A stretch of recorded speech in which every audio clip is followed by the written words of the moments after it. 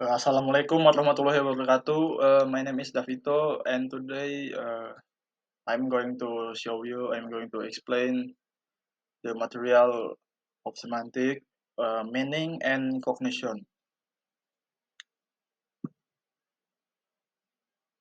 First, the definition. In semantic, meaning involves more than just the exact definition of words or phrases. It also encompasses the situation in which they are employed. Cognition within the realm of semantic pertains to the cognitive mechanism utilized in comprehending and utilizing language. Next, the challenges to prototype theory. Challenges to prototype theory. Prototype theory, or also known as PT uh, theory in cognitive science, about how we categorize things. PT says that categories have prototypes, which are the best examples of category, and that membership in a category is based on a similarity to the prototype. Okay, there are the arguments against some of PT's claim. First, prototype as reference point. PT says prototypes are reference points for category membership. The passage argues that this is not always true. For example, add numbers have a clear definition, not divisible by 2, and any odd numbers is equally add, regardless of similarity to prototype like 3.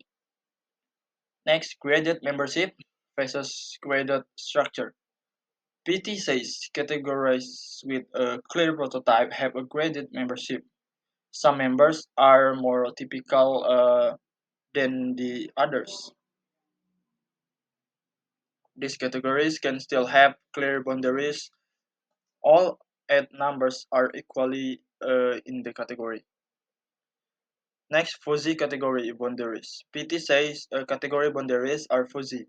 The passage argues that this is due to various factors like word meaning, variation, and understanding word perfectly, and not because the category itself is fuzzy. Experiments on fuzziness. These criticized experiments used to show fuzzy categories, saying they don't accurately reflect how people categorize things.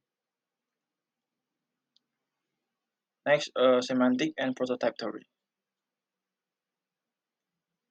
Prototype theory applied to semantic in linguistics suggests that categories have prototypes, which are their best examples, and membership in these categories is determined by how similar something is to the prototype, despite language categorical nature, which often contrasts with this nuance gradation of the real world. There are mechanisms within language to address this discrepancy.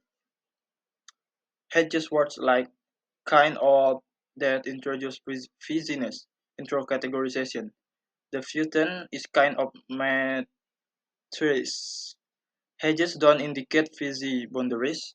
They create new vague categories based on similarity to existing ones.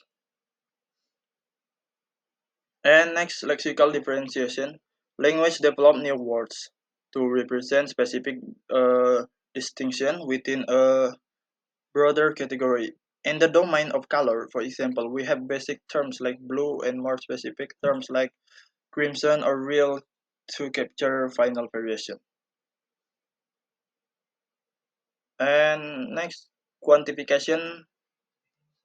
Speakers can use quantifiers like some or many introduce graduation within a category.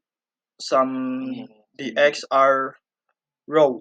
Acknowledge that there might be a mix of raw and cooked eggs, but it doesn't introduce fizziness into the category raw itself.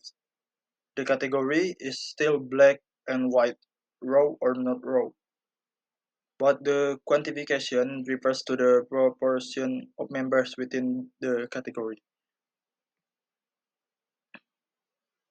Semantic knowledge, cultural knowledge, and semantic knowledge are distinctly different concepts. Cultural knowledge encompasses all information related to a category, including non-essential details, while semantic knowledge pertains to fundamental meaning of a word. Cultural knowledge resembles having a detailed mental encyclopedic entry for a concept, whereas semantic knowledge focuses on the essential meaning that defines a broader category beyond everyday encounters. The distinction between semantic knowledge, meaning of words, and cultural knowledge, cultural understanding of concept, help explain several things. Words meaning are more stable than cultural concept, which can change over time. And semantic knowledge is more abstract and can apply to unfamiliar situation, while cultural knowledge is more specific.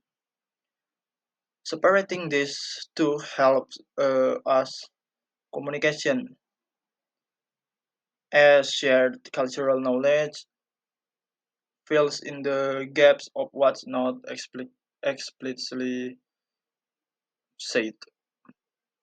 This distinction clarifies the relationship between words and their parts. And for the conclusion, prototype theory PT gives us a helpful way to think about how we group things together, but it has some challenge. Not every category fits neatly into one prototype, and sometimes it's hard to classify things clearly because how language work and our incomplete knowledge rather than the categories themselves being unclear. When we use PT in understanding meanings, it shows us how language deal with putting things into groups. By using specific terms and variation in language, we can create new categories based on similarities. And by using quantity, we can show the different levels within those categories without mixing them up. Overall, by separating the core meaning of words from our general understanding, we can better understand why word meanings stay consistent, how they apply in different situations, and the importance of shared knowledge and communication. Okay, thank you. That's all from me. Thanks for your attention. Wassalamualaikum warahmatullahi wabarakatuh.